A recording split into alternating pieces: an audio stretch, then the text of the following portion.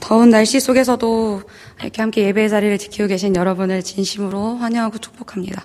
우리 앞뒤 좌우분들과 함께 서로 이 자리에 함께 예배하게 된 것에 대해서 축하하고 격려했으면 좋겠습니다. 우리 옆에 계신 분들에게 환영합니다, 잘 오셨습니다로 함께 인사하겠습니다.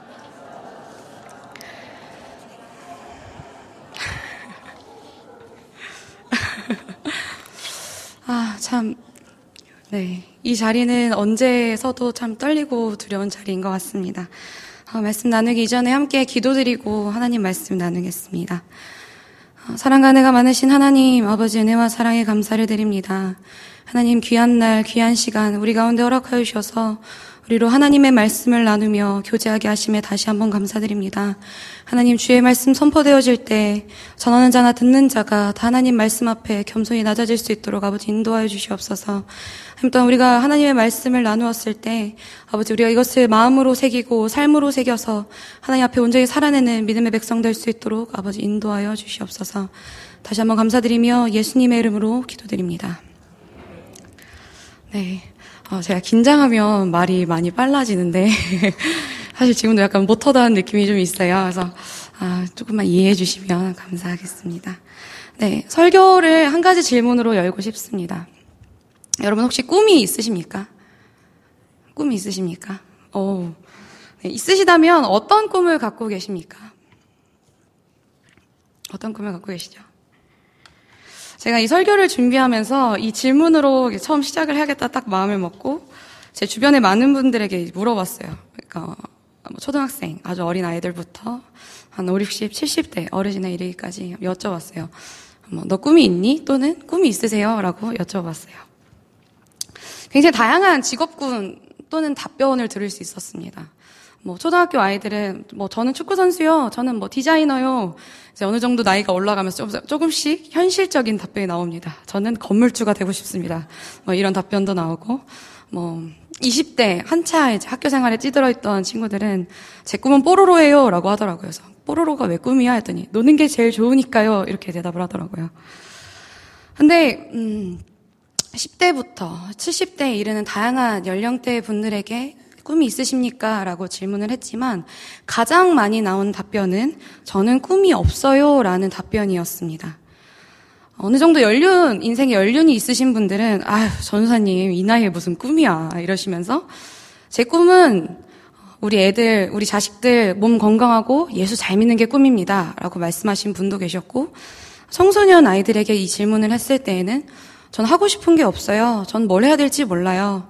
하고 싶은 건 있지만 저보다 잘하는 사람이 더 많아서 못하겠어요. 라는 답변도 들을 수가 있었습니다.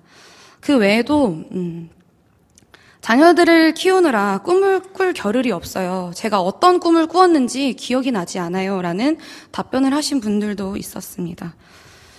그렇다면 여러분, 과연 꿈이 무엇이기에 이렇게 우리 삶 속에서 고민하게 되는 걸까요? 꿈이라는 것은 참 여러 가지 의미로 우리의 삶에 배어들어 있습니다. 자면서 꾸는 꿈도 꿈이라고 부르고요. 어떤 추구하는 직업군, 저는 나중에 커서 간호사가 될 거예요, 축구선수가 될 거예요 라고 할 때도 꿈이라고 합니다. 또 꿈을 비전과 같은 선상에 놓고 이야기하기도 하며 앞으로 이루고 싶은 버킷리스트, 제 꿈은 세계 일주하는 거예요 하는 식의 버킷리스트나 추구하는 정체성, 저는 저희 자녀들에게 친구 같은 엄마, 친구 같은 아빠가 되는 것이 제 꿈입니다 라고 하며 자신의 정체성을 꿈에 동일시하기도 합니다. 제가 방금 여러분께 여러분 꿈이 있으세요? 라고 질문을 드렸는데요. 사실 이 질문은 초등학교 이하의 어린 아이부터 20대 초중반의 어떤 청년들에게 가장 많이 하는 질문인 것 같습니다. 여기 앉아 계신 분들 이렇게 뵈니까 너무 좋습니다. 여기 많은 분들은 아마 꿈이 있으세요라는 질문을 오랜만에 받아보신 분들이 많이 계실 것 같아요. 그렇다면 여러분은 여러분의 자녀들에게 너 꿈이 뭐야? 너 어떤 사람이 되고 싶어? 라고 질문해 보신 적이 있으십니까? 한 번쯤은 있으실 거예요. 너 뭐가 되려고 그러니? 이런 질문 말고 너는 정말로 커서 어떤 사람이 되고 싶니? 라는 순수한 궁금증에서 자녀들에게 질문을 하신 적이 있으실 것 같아요. 그렇다면 자녀들이 그 질문에 대해서 어떻게 답변했었는지 혹시 기억하십니까? 그리고 그 자녀들은 그 답변과 지금의 삶이 얼마나 동일한 채 살아가고 있습니까?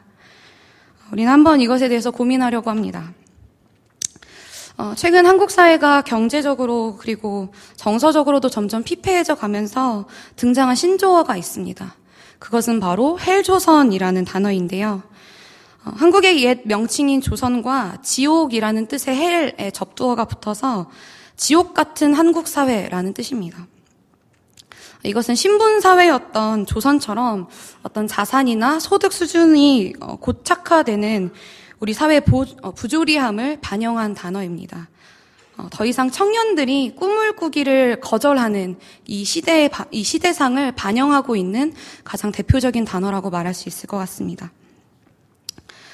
자, 여러분 자녀들 또는 여러분이 맡고 계신 영혼들, 여러분이 만나고 계신 많은 사람들에게 인생의 선배로서 굉장히 많은 조언과 격려를 아끼지 않고 계실 거라고 저는 믿습니다. 특별히 예수 그리스도를 믿는 우리는 인생의 선배일 뿐만 아니라 신앙의 선배, 믿음의 선배로서의 정체성을 또한 가지고 있습니다. 믿음 하면 생각나는 인물이 있죠. 누구인가요? 네, 아브라함입니다. 오늘 본문은 아브라함의 이야기입니다. 아브라함은 75세의 나이에 하란에서 하나님의 부르심을 받고 하나님과 동행하는 삶을 살다가 100세의 나이에 하나님께서 약속하신 언약의 자녀인 이삭을 얻습니다. 그 노년에 얻은 아이가 얼마나 예뻤을까요? 행복한 나날을 보내고 있는데 하나님께서 갑자기 아브라함을 시험하시기 위해서 아브라함을 부르셨습니다. 그리고 그에게 말씀하시기를 우리 2절 함께 읽어보겠습니다. 시작. 내 아들, 내 사랑하는 독자 이삭을 데리고 함께 읽습니다. 내 아들, 내 사랑하는 독자 이삭을 데리고 모리아 땅으로 가서 내가 내게 일러준 한 산 거기서 그를 번제로 드리라고 말씀하셨어요. 그래서 하나님이 이삭을 말씀하실 때 그냥 이삭 데려와라 이게 아니라 내 아들, 내 사랑하는 독자 이삭을 라고 말씀하시면서 굉장히 명확하게 그 이삭에 대해서 말씀을 하고 계세요. 이것을 우리의 삶에서 어떻게 좀 생각을 해보자면 너 한 달에 50만 원씩 10년 동안 열심히 모은 그 어렵게 모은 적금 있지? 그거 가지고 와 라고 하시는 것과 좀 비슷한 선상인 것 같아요. 근데 이것은 그냥 그 너의 귀한 것을 너 그거 가져와라가 아니라 너 그렇게 힘들고 너의 그 소중한 것, 가장 귀한 것 내게 가져와라 라는 것을 의미하고 있습니다. 그 소중한 것을 하나님께서 말씀하신 산, 그 땅으로 가져와서 어떻게 드리라고 하셨냐면 번제로 드리라고 하셨습니다. 레위기 1장에 나오는 번제의 과정은 이렇습니다. 번제물의 머리에 안수하고 제물을 잡아다가 피를 빼서 그 피를 제단 사방에 뿌립니다. 그리고 제물의 가죽을 벗기고 각을 뜨는데 여기서 각을 뜬다는 것은 그 제물을 정육한다는 것과 같습니다. 머리를 자르고 팔다리를 잘라내는 각을 뜨는 것, 정육하는 것을 의미합니다. 그리고 내장과 정강이를 물로 씻고 그 전부를 제단 위에서 불살라서 하나님께 드립니다. 이것이 레위기에서 말하는 번제의 과정인데요. 지금 하나님은 어떻게 요구하시냐면 아브라함아, 네가 그렇게 소중히 여기는 네 아들을 그렇게 짐승 도축하듯이 도축해서 불살라서 나한테 내놔라 라고 말씀하고 계신 겁니다. 참 엄청난 요구인 것 같습니다. 세상에 어떤 부모가 자기 자녀를 직접 죽이고 가죽을 벗기고 정육하는 일을 할 수 있겠어요. 근데 이 요구하시는 것도 참 엄청난데 이 뒤에 이어지는 아브라함의 반응도 참 대단합니다. 하나님의 명령에 대해서 하나님 어떻게 그렇게 저한테 하실 수가 있어요? 이런 말들을 전혀 찾아볼 수가 없어요. 아브라함의 행동은 어떠하냐면 아무런 말도 어떤 불평도 하지 않은 채 잠자리에 들고 아침 일찍 일어나 하나님께서 말씀하신 그 장소에 갈 짐을 싸서 출발합니다. 아브라함은 어떤 사람이었냐면 하나님을 상대로 협상했던 사람입니다. 조카 롯을 위해서 소돔과 고모라를 멸망시키시겠다는 그 하나님의 말씀을 듣고 하나님 어떻게 의인과 악인을 한 번에 죽이시는 것은 부당한 것입니다 라고 하면서 하나님과 협상합니다. 그래서 의인 50명에서 10명까지 그 기준을 낮추고 협상을 시도했던 사람이 바로 아브라함이었어요. 근데 조카를 위해서 협상을 했던 그 아브라함이 자녀를 그렇게 내놓으라고 하시는 그 하나님의 명령에 어떠한 협상도 제시하지 않고 어떠한 불평도 말하지 않고 그저 출발합니다. 게다가 여기서 끝이 아닙니다. 4절에 보면은 제3일에 아브라함이 눈을 들어 그곳을 멀리 바라본지라 라고 말하고 있습니다. 이것은 약간 시간을 그냥 점프한 것과 같아요. 뭐 첫날은 어땠고 둘째 날은 어땠고가 아니라 아브라함이 3일 길을 가요. 하나님께서 말씀하신 그 장소로 가기 위해서 3일 길을 갑니다. 근데 이 3일 길을 가는 과정 속에서도 하나님 어떻게 저한테 이러십니까? 라는 그 어떤 마음의 고뇌의 소리를 우린 조금도 찾아볼 수가 없어요. 그리고 마침내 그 가장 고통스러운 3일 길을 간 후에 멀리 서서 그 길에 도착해서 자기가 자녀를 죽여야 하는 그 장소를 쳐다봅니다. 어떤 심정이었을까요? 얼마나 고통스러운 마음이었을까요? 멀리 도착한 아브라함은 자신이 데려온 2명의 종들과 나귀는 그곳에 내버려두고 자기 자녀인 이삭과 함께 예배하러 다시 떠납니다. 너희는 여기 있어라 하고 떠나갑니다. 왜 아브라함은 그 제사하는 곳까지 그 종들에게 너희가 짐을 싣고 가자 하는 것이 아니라 너희는 여기 있어라 하면서 왜 그 자녀와만 길을 떠나는 걸까요? 저 같으면 애초에 아브라함의 입장에서 그냥 종 2명만을 데려가는 게 아니라 집안에서 가장 힘세고 능력 좋은 약간 머슴과도 같은 그 종들을 데려다가 그 제사하는 곳, 그 제단 앞까지 데려가서 이삭을 죽이려고 했을 때 저를 못하게 맞게 시켰을 것 같아요. 왜 그러세요? 라고 하면서 저를 못하게 맞게 시켰을 것 같아요.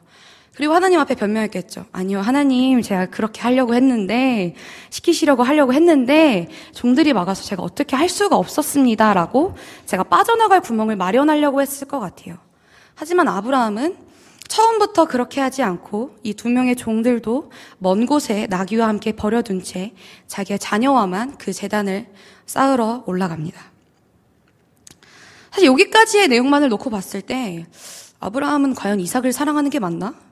사랑하는 부모가 어떻게 이렇게 반응할 수 있지? 하는 생각이 들 수도 있어요. 하지만 그 이후에 이어지는 장면을 보시면 2 사람이 동행했다라고 성경은 증언하고 있습니다. 그리고 아들과 아버지가 주고받는 대화가 이어지는데요. 굉장히 평범한 부자의 대화 내용이 이어집니다. 아버지라고 이삭이 부르자 아브라함은 그래 아들아 나 여기 있어 무슨 일이야? 라고 대답합니다.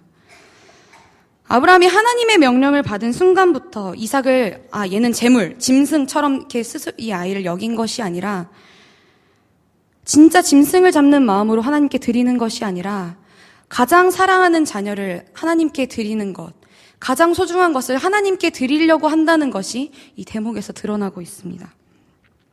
이삭이 물어봐요. 아버지 제사를 지낼 불과 나무는 여기 있는데 제물로 드릴 양은 도대체 어디 있습니까? 라고 이삭이 질문합니다. 그러자 아브라함은 아들아 어린 양은 하나님이 우리를 위해서 준비해 주실 거야 라고 굉장히 다정한 말투로 이야기합니다.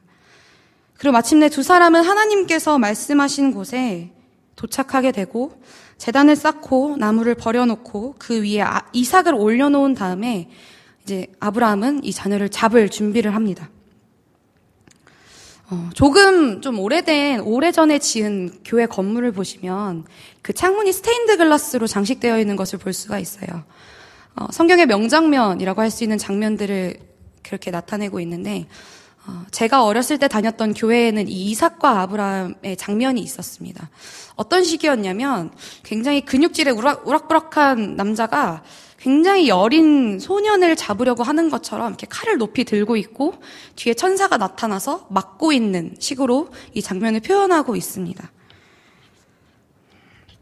하지만 성경은 어떻게 이야기를 하냐면 아브라함이 노년의 이삭을 얻었다라고 이야기하고 있습니다.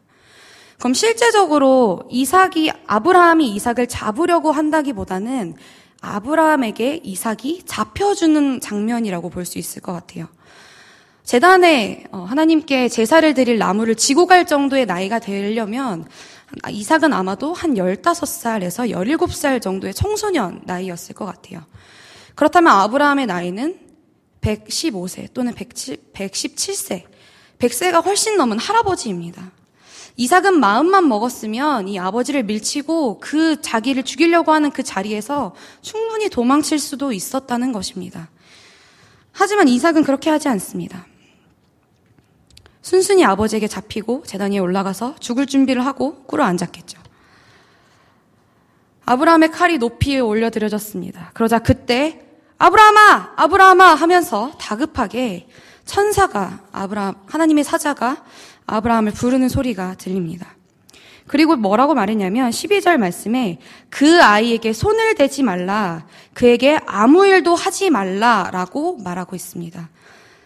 이 말은 너 걔한테 손대지 마, 너 걔한테 아무 일도 하지 마라는 거는 하나님께서, 이 하나님의 사자는 아브라함이 이삭에게 진짜로 손을 대려고 했다는 것, 이 자녀를 진짜로 죽이려고 했다는 것을 알고 계신다는 의미를 갖고 있습니다.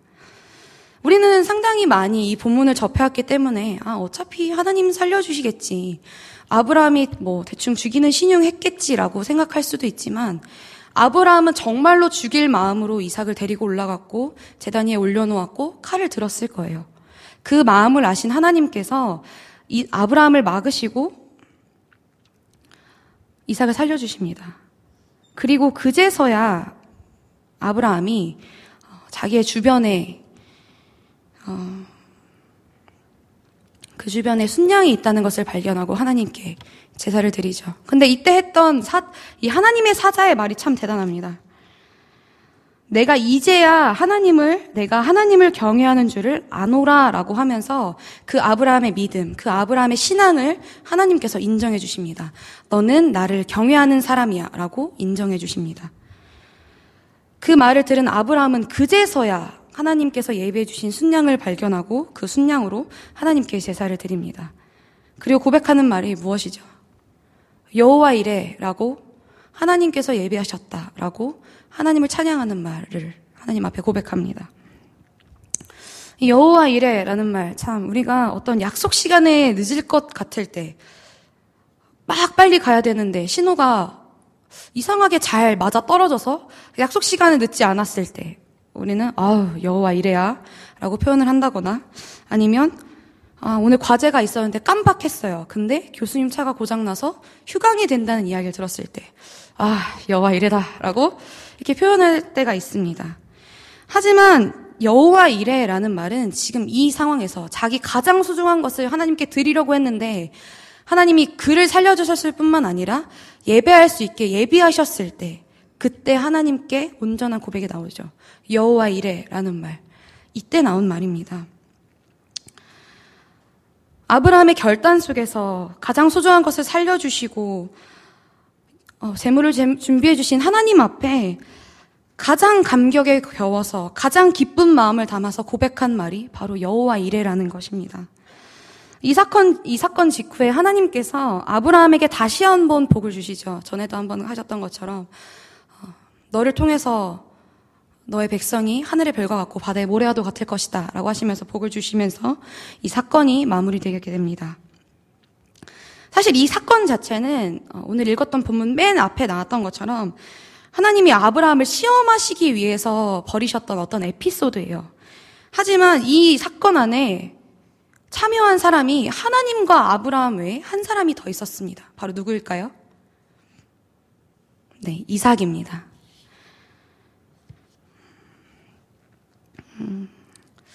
이삭은 왜 어떤 마음이었기에 그 아버지가 자신을 죽이려고 하는 그 상황에서 그 죽음을 피하지 않고 그 죽음을 받아들이려고 했을까요? 아마도 이삭은 평소에 아버지가 어떻게 하나님과 동행하고 어떻게 하나님을 예배하였는지 지켜보면서 자랐을 거예요. 하나님 이런 분이시구나, 우리 아버지 이런 예배자이구나 라고 혼자 생각하고 느낀 점이 있었겠죠. 그리고 그 아버지를 통해서 경험해왔던 하나님이 나를 제물로 받으시려고 하는구나, 그렇다면 나는 제물이 되어야겠다라는 마음으로 그 죽음을 받아들였을 것 같습니다. 그리고 이삭은 하나님께서 자신을 그 자리에서 죽이지 않으셨을 뿐만 아니라 자기의 아버지를 인정해 주시는 그 장면을 목격하게 돼요. 내가 내 아들, 내 독자까지도 아끼지 아니하였으니 내가 이제야 내가 하나님을 경외하는 줄을 아노라. 지금 이삭이 바라보고 지금 경험한 상황은 어떤 상황이냐면요.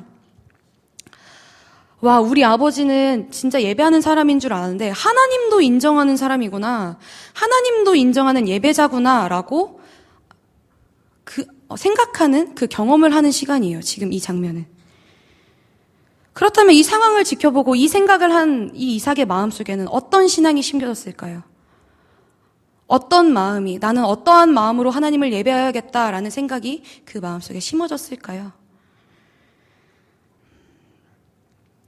사실 이삭은 하나님과 동행할 수밖에 없는 사람입니다. 그 이후에 이삭의 삶을 살펴보았을 때 이삭은 평생의 삶을 우리 아버지는 하나님을 이렇게 섬겼고 그리고 그 하나님께서 나와 우리 아버지, 우리 가정에게 어떤 복을 주셨는지를 직접 피부로 뼈로 느껴온 사람이 이삭이에요.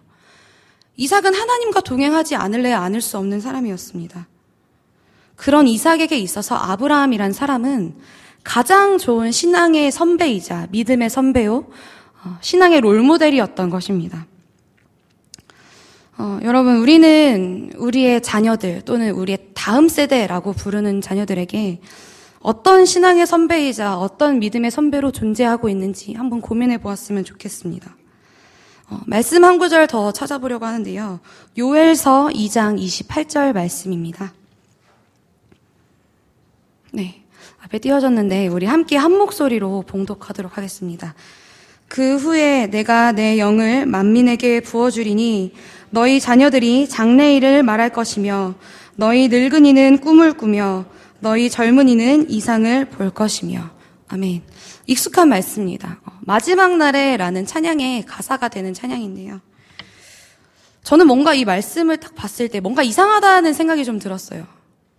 그것이 뭐였냐면 사실 이 말씀은 제가 아까 처음에 던졌던 질문과도 관계가 있습니다. 왜 이 말씀에서는 젊은이나 자녀들이 꿈을 꾸는 존재로 있는 게 아니라 왜 늙은이가 꿈을 꾸는 존재로 있을까? 그리고 배치도 뭔가 이상한 것 같아요. 자녀들, 젊은이, 늙은이의 순서로 어떤 나이 순으로 배치되어 있는 게 아니라 자녀들과 젊은이 사이에 늙은이가 꿈꾸는 존재로서 존재하고 있습니다. 왜 그럴까 이렇게 생각을 하다가 여러분, 꿈 하면 생각나는 대표적인 인물 요셉이 있습니다. 요셉의 인생에는 요셉의 꿈에 대해서 두 가지의 반응으로 나뉘는 그룹이 있어요. 첫 번째 그룹은 이삭이 아니라 요셉의 형들이었습니다. 그들은 처음부터 요셉의 꿈을 인정해주지 않았어요. 너 지금 무슨 소리 하는 거야? 우리가 지금 너한테 절한다는 거야? 부터 시작해서 요셉을 구덩이에 던져놓고 자, 이제 저 꿈꾸는 자의 꿈이 어떻게 되는지 우리가 지켜보자라고 그 꿈을 비웃습니다. 그리고 또 다른 그룹이 있지요. 관원장들과 바로입니다. 그들 또한 꿈을 꾸는 존재들이었어요. 하나님께서 주신 꿈을 꾸는 존재들이었고 그들은 창세기 41장 38절에 요셉에 대해서 어떻게 이야기하냐면 이와 같이 하나님의 영에 감동된 사람을 우리가 어떻게 찾을 수 있을까라고 요셉에 대해서 평가하고 있습니다. 여기서 중요한 것은 꿈을 꾸는 사람은 꿈꾸는 자가 인정해준다라는 것입니다. 그리고 꿈꾸는 자가 그 꿈꾸는 사람을 알아본다라는 것입니다. 이것을 두 글자로 줄여 말하면 공명이라고 표현할 수 있을 것 같아요. 늙은이가 어떤 기성세대가 꿈꾸는 존재로서 자녀들과 젊은이들의 사이에 존재하지 않는다면 그들의 꿈에 공명해주지 않는다면 어떻게 그 자녀들이 젊은이들이 꿈꾸는 존재로서 존재할 수 있겠습니까? 사랑하는 여러분, 하나님 앞에서 꿈꾸는 존재로 서시길 진심으로 축복합니다. 여러분 각자의 어떤 자녀들을 위한 꿈, 우리 딸이, 우리 아들이 또는 우리 남편이 이러이러한 사람이 돼서 이 가정을 세웠으면 하는 어떤 자녀들을 위한 꿈 또는 가정을 위한 꿈을 많이 꾸고 계실 거라고 생각합니다. 사실 다 좋습니다. 자녀들을 위한 꿈, 가정을 위한 꿈 다 좋습니다. 하지만 여러분 개개인이 하나님 앞에서 어떤 비전과 목적을 가지고 하나님 앞에서 꿈꾸는 존재로 서시기를 간절히 축복합니다. 여러분이 처한 어떤 현실, 또한 육체적인 한계, 수많은 어려움이 있지만 그것에 좌절하여 넘어지기에는 하나님께서 여러분 삶을 통하여 계획하시고 있는 것들이 너무 아깝다고 저는 생각합니다. 갈렙은 85세의 나이에도 하나님 앞에서 뜻을 품기를 멈추질 않았습니다. 어떤 자신의 육체적인 한계, 그 나이라는 것을 장애물로 여기지 않았기 때문입니다. 여러분, 우리는 언제나 하나님 앞에서 꿈꾸는 자로 존재할 수 있고, 그리고 꿈꾸는 자로서 우리의 자녀들과 다음 세대 앞에 존재할 수 있습니다. 이제 말씀을 마무리하려고 합니다. 꽤 오래전에 한 지사님의 기도 속에서 굉장히 마음에 박혔던 표현이 있습니다. 그것은 바로 지금까지의 세대와는 다른 세대를 살아가야 할 아이들이라는 표현이었습니다. 교회 학교를 위하여 기도하실 때 이런 표현을 사용하셨어요. 전 이 마음이 굉장히 오래 남았어요. 지금도 사실 남아있습니다. 이번 저희 중고등부 수련회 제목은 미라클 제너레이션, 기적의 세대였습니다. 성경에서 말하는 피리를 불어도 춤추지 않고 슬피 울어도 가슴을 치지 않는 세대가 지금 우리 아이들이 살아가야 할 세대입니다. 그 세대 가운데서 정말 기적과도 같이 하나님을 알고 하나님을 예배함으로 바로 서기를 소망하는 마음으로 이번 수련회의 주제를 잡았었습니다. 같은 마음으로 여러분을 권면하고 싶습니다. 사실 저도 사실 나이가 많지 않지만 저나 여러분이 살아가야 하는 세대도 사실 썩 선하고 좋은 세대는 아닙니다. 그러나 우리가 하나님 앞에 먼저, 그 아이들보다 먼저 기적의 세대로서, 꿈을 꾸는 세대로서 하나님 앞에 존재한다면 아브라함이 그 아들 이삭의 믿음의 선배로서 존재했던 것 같이 우리가 우리의 자녀들, 우리의 다음 세대에게 그렇게 존재한다면 그 다음 세대는, 그 자녀들은 하나님 앞에 분명히 기적의 세대로 설 수 있을 줄로 믿습니다. 하나님 앞에 꿈을 꾸시고 하나님 앞에 온전한 믿음을 가지시고 아브라함과 같이 믿음의 세대로, 믿음의 선배로, 그리고 신앙의 선배로, 꿈의 선배로 온전히 서시는 여러분이 되시기를 간절히 축복합니다. 기도하겠습니다.